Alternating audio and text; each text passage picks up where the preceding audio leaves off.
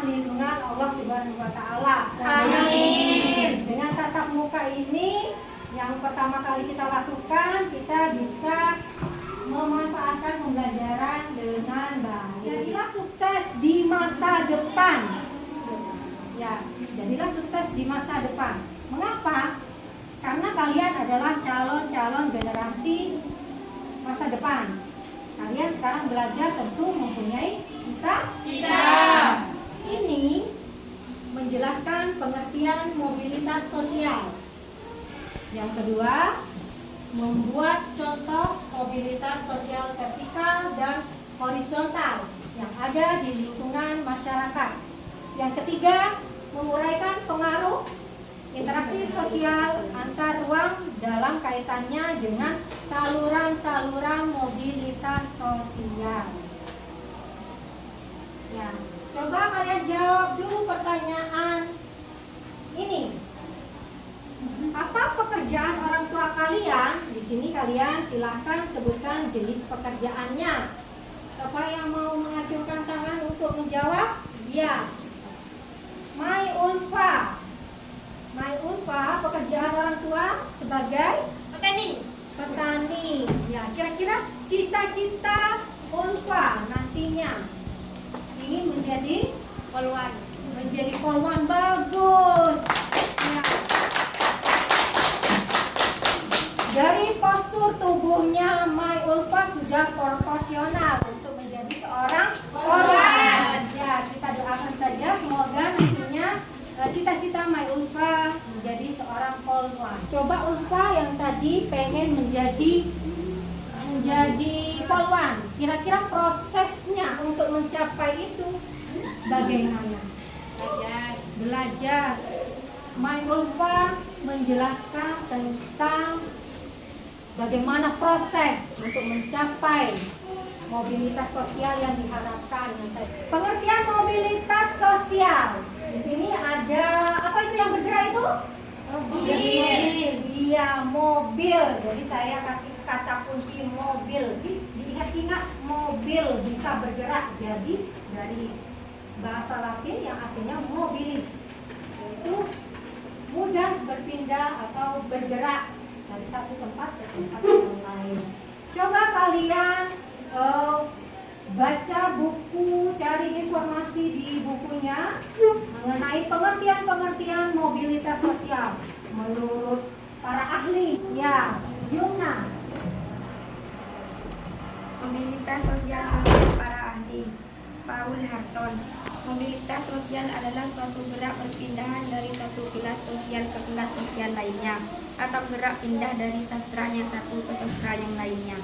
Ya, menurut Harton, mobilitas sosial adalah gerak pindah dari satu kelas sosial ke kelas sosial yang lainnya. Ya, Anggun. Iqbal Young dan Raymond.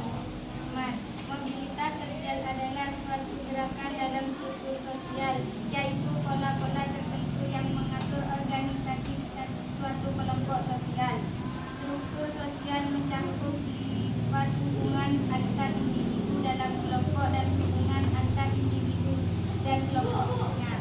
Ya, jadi siapa yang mau memberikan kesimpulan mengenai pengertian mobilitas sosial? Ya, Bu. Ayo pilih. Siapa ini ya? Hoi. Ya, hoi.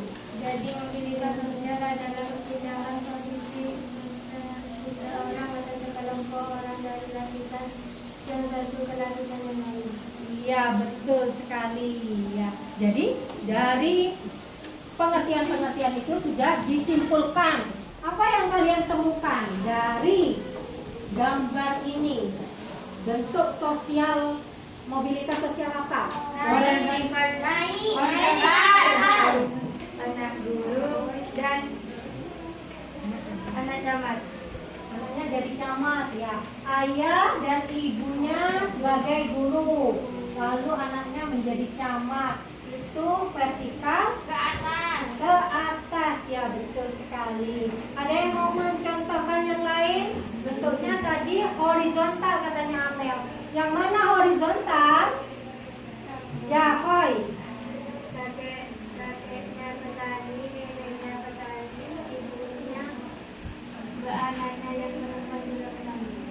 Jadi bentuk-bentuk mobilitas sosial itu ada vertikal naik atau disebut dengan Social climbing. Social climbing, sosial naik. Yang turun adalah social sinking. Ya, dan mobilitas horizontal. Di sini saya tugaskan kalian untuk menganalisis saluran mobilitas sosial melalui pendidikan. Saya bagi kelompok sesuai dengan kelompok masing-masing. Ada kelompok 1, kelompok 2, kelompok 3, kelompok 4. Saya bagikan ke KPD, nanti kalian analisis saluran-saluran mobilitasnya. Dulu pada pendidikan pada masa penjajahan itu sering dikenal dengan politik belas budi atau disebut politik etis. Dan pendidikan itu bertumpu di trilogi Van de Venter, yaitu irigasi, transmigrasi, dan edukasi. Bisa sekolah, salah satunya di dijamin. Nah, itu nanti apa? Berpengaruh terhadap mobilitas sosialnya. Nah, kamu di situ jelaskan bagaimana pengaruhnya pendidikan dalam meningkatkan mobilitas sosial. Ya, salah satunya operasi. Operasi itu mensejahterakan anggota. Di sini kira-kira kalian punya gambaran nggak? Dari anggota yang sudah sejahtera, mobilitas sosialnya berubah. Gambarannya seperti apa?